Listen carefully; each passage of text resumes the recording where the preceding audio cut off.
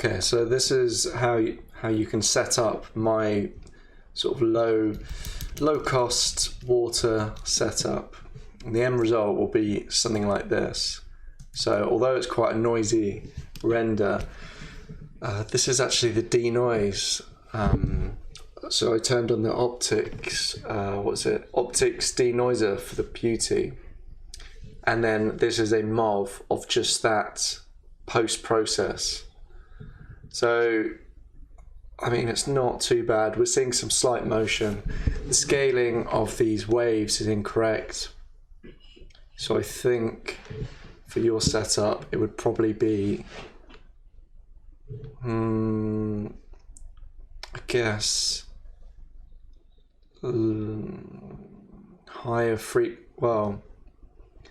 lower wave height, because there should be like no motion at all. But I've increased it because what's happening here in this MOV is the geometry is being displaced. So the polyplane standard subdivisions are approximately 100 by 100. Then there's a texture deformer going on, and then I'm using the same file that's doing the texture deformation because it's in black and white, or even if it wasn't in black and white, I could use the float information from that, plug that into the specular, so it's working in unison with the shader. So if I alter this pattern that's also animated, it will be generating information into the specular as well as in doing the live animated displacement, which is quite cool. It's just this motion here, this is more for, I guess, an actual ocean. But there are a few things. If I wanted to break up these reflections more, I could add in the AI layer or layer combine or combine texture. I think there are two different ones. There's the inbuilt Maya one, the legacy one, or the AI layer match or whatever. And then you can plug in a noise into the hypershade. I'll show you quickly what it looks like in my hypershade. So on the shadable, it looks pretty messed up, but essentially this is just an AI standard surface. We can see that on the right hand side. In my specular, I'm actually using the procedural ocean within Maya. And I wasn't sure if there's an alpha included, but Arnold by default likes to go into the alpha. But a lot of the time, I'm a cheapskate and use more compressed file formats such as TIFFs or PNGs, just because what's the point of having a 32-bit massive EXR when it's not doing that much? So in this instance, I've selected another value, so it's going just to the pure red channel, and then it can use those because it's using the same sort of information. It's just a single spectrum of values. So as in black and white is just 0 to 1. So it's going in there. So I think I put on a preset first before I did any of this. The preset was just the clear water. All that does is turns on transmission. So it's a very basic preset.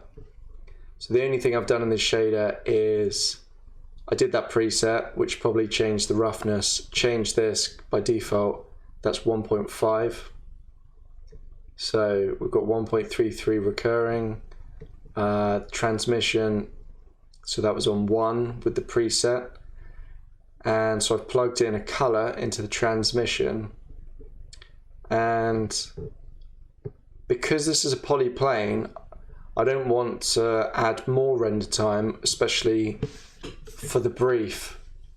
What you were saying you wanted to use your this water for, I feel it wasn't justified having a cube and actually calculating further transmission. You could always do that, and then you will end up having to generate this color that I'm kind of faking using some of these other attributes like the scatter. That would be your dark shade. So if I go into my ramp, so I created a ramp and change the shape to a box. So I also use this for lights to create fake soft boxes as well. So the middle of the box would actually be like not. I think when you make one, there'll be a black and white either end, and you'll end up getting like a black in the middle, and then white on the black in the center, then white in the middle, and then black on the edge. So you want to delete whatever points come up, and then you can set them up like this. So I've just got my dark color on the far right, and then this lighter color. By the way, the lighter this color is, the more clearly you will be able to see through the transmission. So you said you wanted murky water, so I've got the dark vignetting, and then I go to this light color. So in my render, I think if I change the angle, I'll do another render in a second, and you'll be able to see. What else? I could add further noise to this. You can also plug in further textures. So technically, you could add in another noise, change the color of the noise into here, and vary this up. Because at the moment, this is just one color fading into another, but it's just still murky water. So there's loads of things you could do. I mean, if you can see through the water, then you could always put some slight particles underneath. But then again, saying that's going overkill, because there's not much going on underneath there. So back in my hypershade. Okay, so in the 2D textures on the left hand side, there's an ocean 2D texture. There used to be something called an ocean shader, but I'm sure that would have its own issues, because I believe the 3D textures, if these are anything like Houdini, they will be animated. So in Houdini, you get noises and turbulences which look just like the 2D textures, like these fractals and the noise here. But when they call them 3D, it's because they are actually animated. So in Houdini, you have to add rest positions onto them, but I don't think you have that here. No, there's nothing coming up. So anyway, just making you aware of that, but I can't see the ocean shader in there that used to exist. So I picked the ocean texture, and I've altered the scale a bit. So here is the thumbnail of approximately what my my texture is creating. So it's a procedural pattern, so it's quite good. The only problem with the ocean shader is it's not really broken up enough, but that is controlled by the wave peaking. So as I lift and lower this, it's hard to see in the thumbnail, but if you put a Lambert, let's say, I could do that now actually. If you want to see visual changes for this, so I made a Lambert earlier called Lambert 2, and you can see it's being affected by this. So what I might do is, and the reason you can see what's going on with the ocean 2D texture is because it's also being used as a texture deformer. So not only is it plugged into the shader, but it's plugged into the actual geometry. So I can see the visual result, and then you could just take it from there to alter the settings. Before I run through how I made it, I will just show you in the, the time slot. So this is animated. It's got a linear animation between frames 1 and frames 100, and I believe it's going from 0 to 1. Again, the time aspect is affected by these other inputs. So by default, the animation of the waves is quite slow.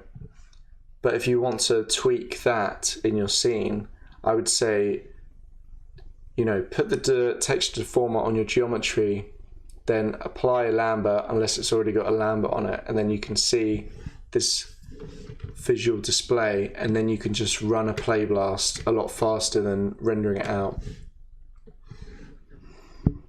So that's the only thing that's keyframed. I did the scale at 50. Technically the scale should be smaller because this is actually meant to be an ocean, and the scale of this scene is probably a couple meters across, so just be aware of that. So yeah, I changed the scale. Frequencies, I think by default that's 1. That's a big thing that will affect the look. So if I change it from 5 to 40, you can see that I'm getting more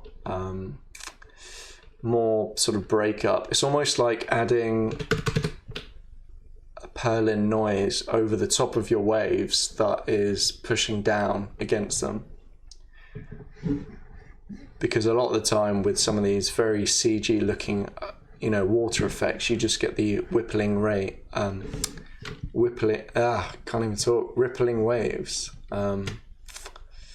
So you can see what that frequency's done, and it will probably be a case of fiddling with the wave peaks and the frequency for what you want. So as I lower the wave peaks, they will become, it's basically the ridges of the waves just get smoothed off. So technically if I bring this right up and closer to this start position, we'll get really thin defined peaks, whereas if I push it away for a smoother gradient,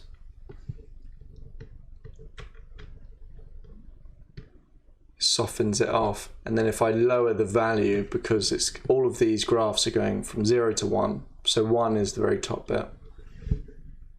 So if I lower that, then the peaks will be even softer. But yeah, that's pretty much all you need to change.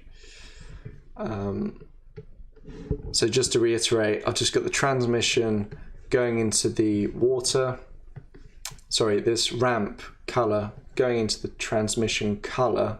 So transmission is on 1, so that's just the opacity. Because this is a polygon plane, it's single-sided by default.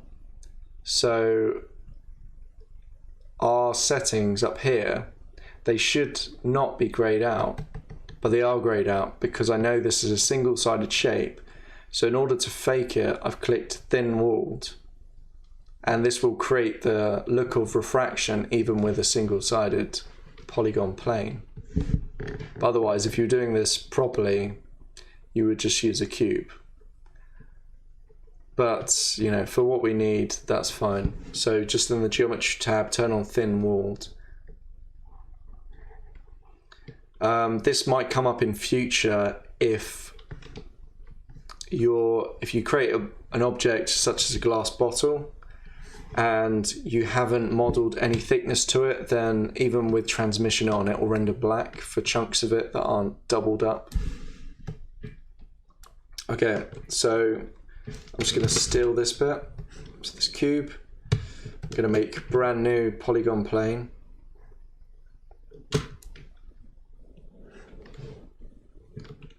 And just lift it up, scale it to the approximate size.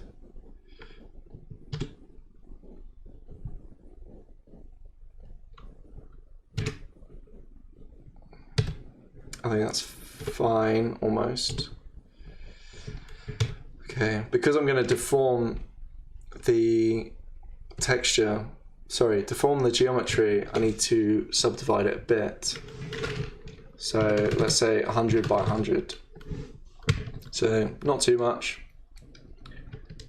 And so I'm going to delete history on it just to get rid of that creation history, and I'm going to go to deform, and then there is a texture one here, so I'll click that.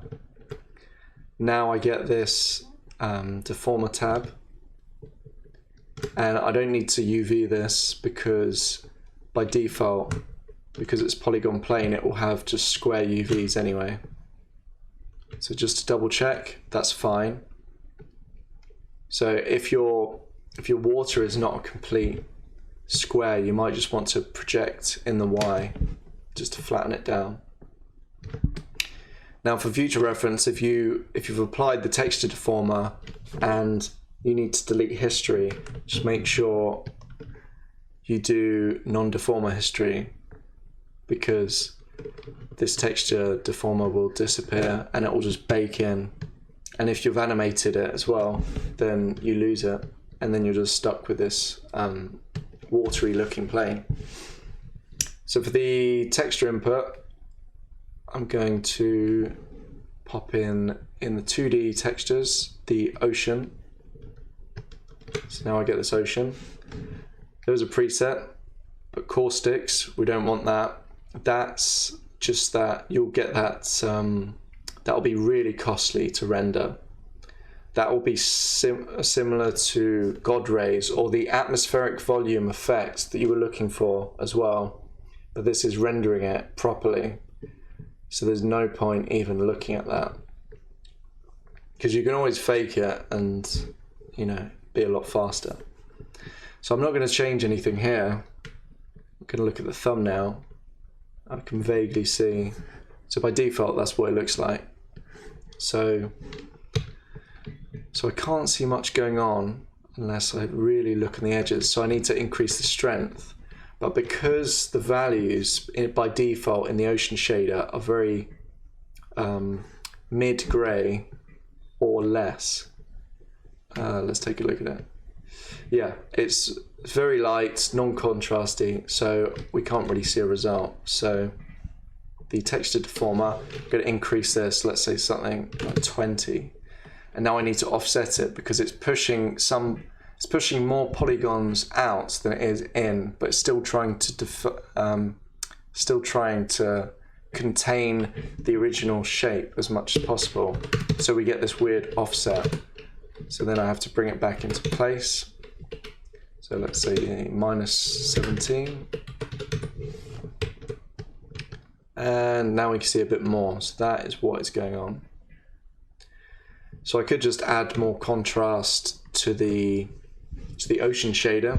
So there are a few things I could have done. Could have added a color correct in, just add contrast that way. I'm gonna mess with the settings of it anyway. So let's find it. Where's my texture? Ocean 2, that's what it's called.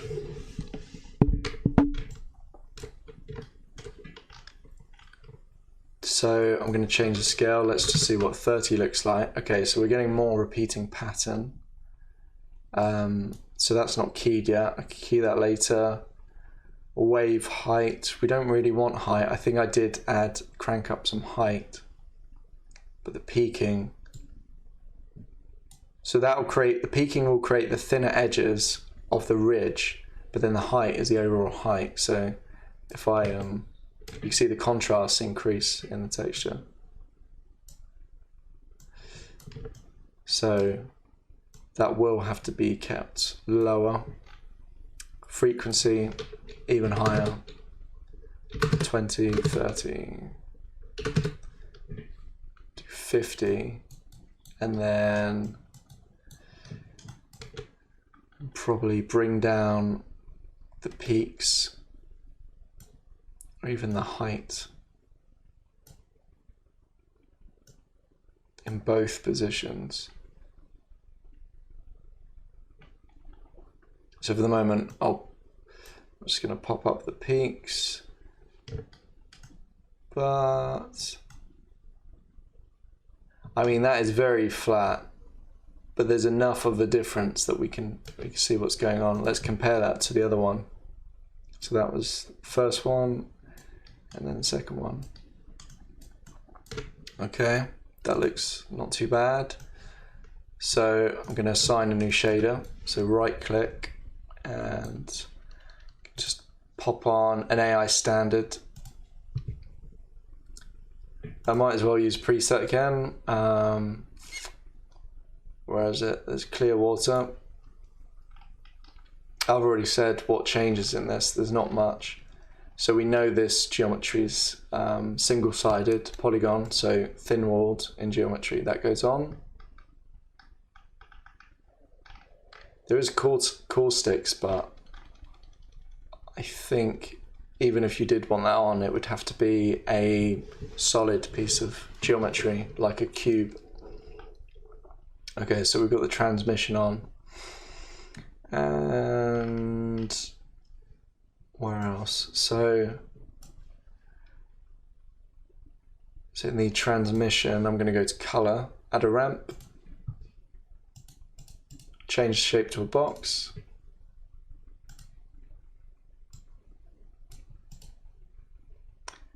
And we can just change this to a murky color.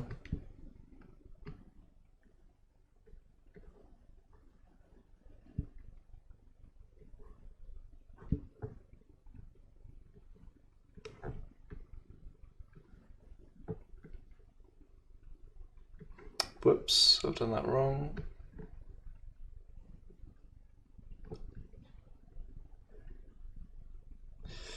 Oh, I've done this the wrong way around. Okay.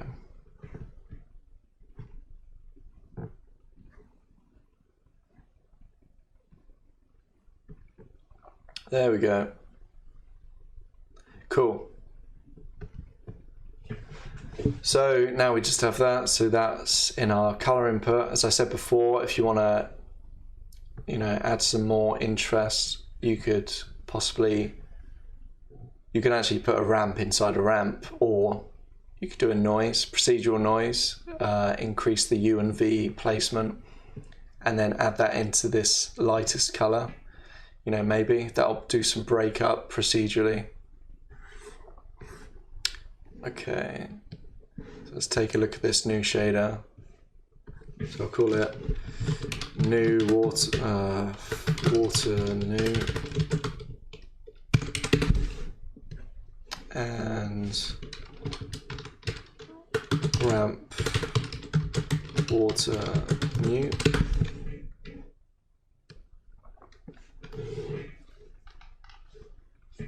Okay, so the ocean 2, so I'm going to go to my textures up here. So the same file which is being applied to the geometry, I know is this one here. Ah, so it's not coming in. So what I'm going to do, I know it will connect, so I'm just going to drag it into the slot instead because it wasn't letting me pull it in there. I'm going to do specular weight.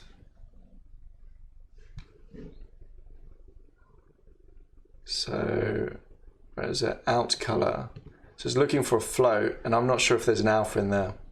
So we're going to take some float information, so we know that this is just all the reds, like kind of like maps that you use for everything. Apart from actual color maps, they'll just read the colors 0 to 1, like black to white. And where's the specular? So we're going to do that into specular weight. Close that. And display in and out connections. So there we go. That's worked. Cool. So I'm going to see how it looks for the moment. Just double checking what shaders on it. So water new. And give that a render. It's interesting. That's not too bad.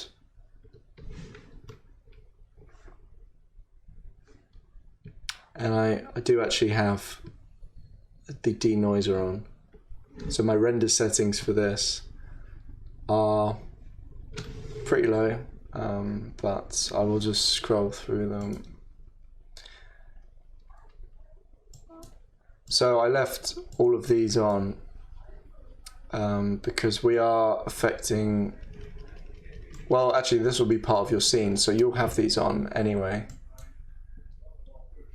And the transmission, I mean, you could probably leave that the same, because what we're doing is we are using the fake transmission look, so you shouldn't have to worry about altering the transmission here.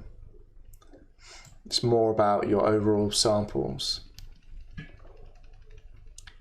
But that being said, if you decide to go for a cube, you might have to add to this. Possibly, yeah, it all depends. But for the moment, if I wanted to improve the quality of this, because I know it's a single polyplane, I would just change that. In AOVs, where is it? Denoiser. Denoise Beauty AOV, that's turned on.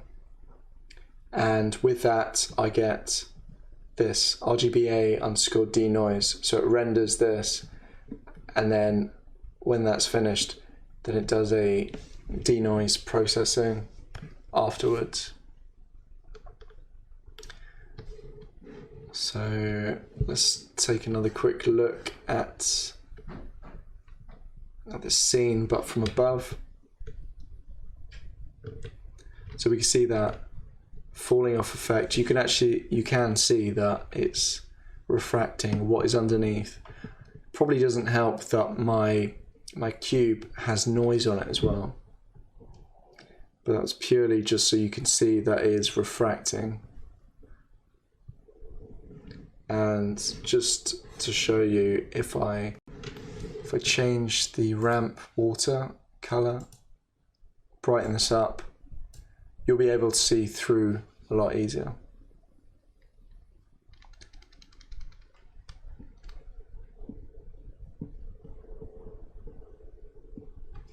So there we go. So that is your cheap water. But yeah, if you wanted to make it look even more realistic, then there is further things you could do. Like, I mean, just actually using a cube would help. But in terms of saving as much render time as possible and then creating that, I think this is probably the way to go. The last little thing would be to just keyframe your ocean texture. So where is that in the textures? Ocean, is this ocean 2? You just keyframe this time. That's influenced by wind UV. And